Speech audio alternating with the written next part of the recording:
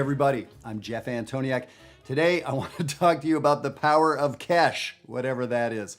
CESH, we're going to talk about it. Okay, this idea of CESH, a jazz acronym, what the heck? Yeah, so it stands for, I'm not sure which is worse, the acronym or what it stands for. Contrapuntal elaboration of static harmony. Yikes. But I tell you what, you've heard this stuff tens of thousands of times if you've listened to any jazz.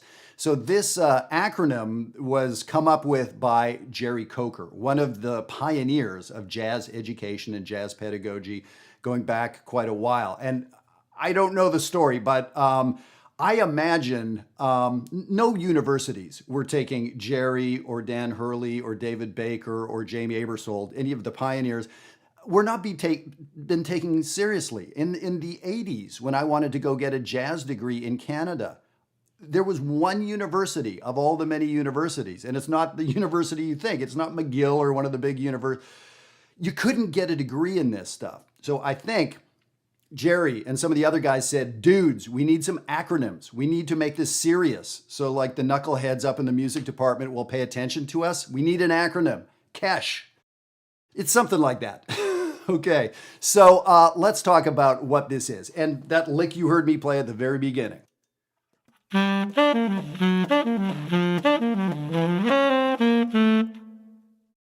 Or a million variations of it. You've heard Coltrane and Kenny Barron and Kenny Burrell and Cannonball and anybody that you can imagine playing those sort of shapes, those amazing licks that are so intricate but have some great chromaticism in them. What's going on? Well, that's exactly it.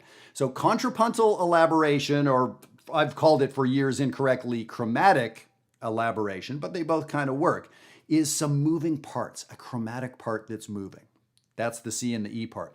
The S and the H part, static harmony. So over a chord that's sitting still, how can we create movement inside it? Movement makes for interesting melodies and makes for nice, intricate bebop melodies specifically. Okay, so let's, instead of just yakking on about it, let's look at some examples. You're going to instantly be aware of these examples and they're going to ring a bell. It's like, got it. So first one we look at here is one by the great Thelonious Monk, the melody of the song In Walked Bud.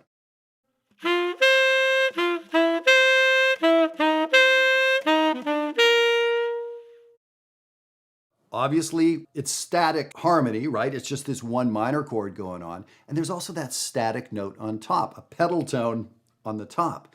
And the bottom part is moving chromatically. It's contrapuntal movement. It's counterpoint. It's chromatic. And so that downwards part.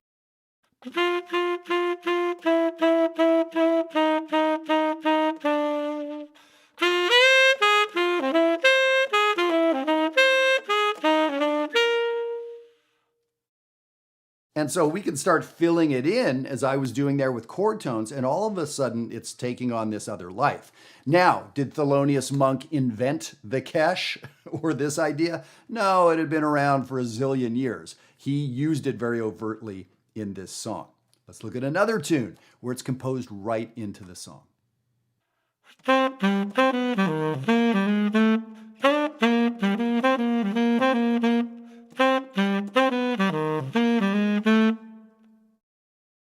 Right? Sonny Rollins, Tenor Madness.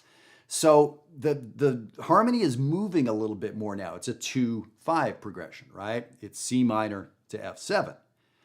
But there's a chromatic line that moves through there. It's a C down to a B, down to a B flat, down to an A. So that is whether we call it voice leading or guide tone line. So these are all kind of connected, voice leading, guide tones, CESH, because it's a path through the changes.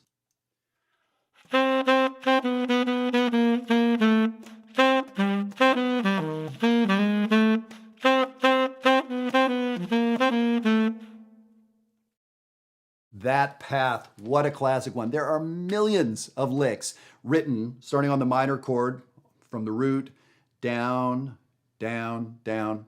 So you may not think that the first example, In Walked Bud, and 4 measures from the end of Tenor Madness by Sonny Rollins are remotely the same thing, but they are exactly the same thing. They're just compressed or expanded, embellished a little bit differently. So that's a big, big deal. So I think you're beginning to hear like, oh, the Mission Impossible theme.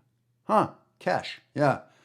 James Bond in the comping. And so that's a good point. This isn't just a melodic thing. If we start playing these chords together, yes, we play this as comping, right? These are moving lines inside our comping. So you piano guitar players get to use this idea that I'm presenting today melodically in a harmonic fashion.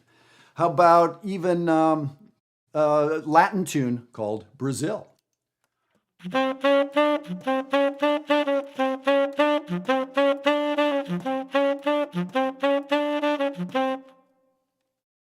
So there, the moving part is 5, sharp 5, 6, sharp 5, 6, do do da do da, static harmony, and I had a little moving thing going on. Piano montunos, entirely about this idea. So yeah, you've heard it in solos, you've heard it composed into songs, the harmony of songs, you've heard comping with it. There is a ton going on here.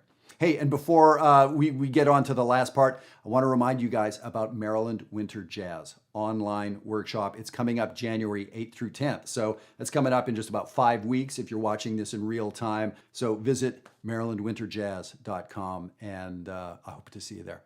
Okay, so the last example here is actually one that I transcribed the other day. I was listening to a great Cedar Walton album called Eastern Rebellion, and this is one of the songs we've been doing inside Jazzwire, actually, this blues tune called Bittersweet. And George Coleman played, the sax player on the album, played this amazing lick, and I'm like, man, what the heck is that? I need to know what that is. It sounds like this.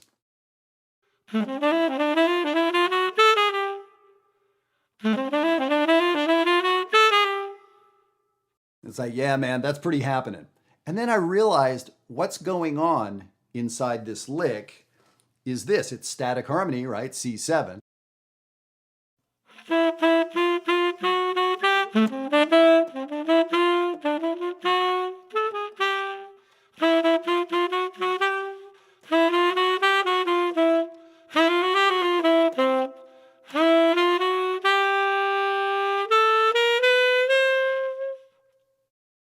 Yeah.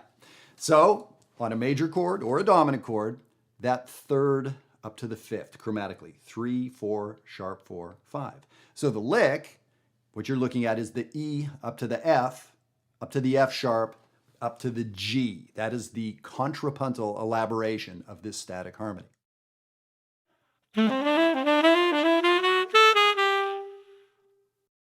So think back to a transcription you may have on your music stand, or flip open that transcription book. It's going to be hard to find a page. It may be hard to find a line that doesn't have this sort of idea in there. The funny thing is I have not thought of or used the word CESH before this week since 1990 when I was at the University of North Texas trying to get out of, not get out of, I was loving the class, but trying to like get a good grade in the transcription analysis class that Mr. Riggs was running. And so we'd have to go through transcriptions. And, oh, here's a CESH, and here's an enclosure, and here's a such and such, right? These, the lingo. So I became very aware of it, and I sort of lost the lingo. And so recently it came back to my mind, and I thought, like, yeah, this is something that we can talk about. It's a nice umbrella. It's a nice homage to Jerry Coker, and again, all those great early jazz educators. And so this is something to be thinking about. So hope I'm going to see you at Maryland Winter Jazz so we can really dig into this. I've given you the super broad strokes of an important device. So now the trick is, great, you have a sense of what it is. Yeah, I think I've heard that. How do we get that into your playing? I want to help you with that. So I'll see you at Maryland Winter Jazz. Maybe we'll get to work together at jazzwire.net, and we will get this stuff rolling. Enjoy your CESHs, everybody.